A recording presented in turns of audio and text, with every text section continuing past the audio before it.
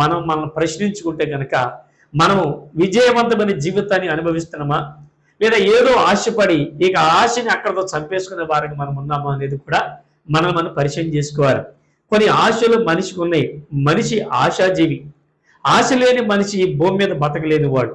కొందరు చూడండి, ఇల్లు వాకిళ్ళు ఏమీ లేక అన్ని వదిలిపెట్టేసి లేదా అన్ని పోతేనో ఏదో ఒక చెట్టు కిందో పుట్టకుందో రోడ్డు మీద దారిలో ఎక్కడ కూర్చుని వారు ఏదో దీర్ఘంగా ఆలోచిస్తూ శూన్యమైపోయినటువంటి జీవితాన్ని కలిగి ఉంటారు. కారణము వారు ఎంత ప్రయాసపడి ఉంటారో ఏదో వారికి నష్టం కలిగింది. ఇక వారు ఏమాత్రము కూడా ఆశ లేని జీవితాన్ని జీవిస్తున్నారు. కాబట్టి ఆశ లేని జీవితాన్ని జీవించే మానవుడు త్వరగా చనిపోతాడు.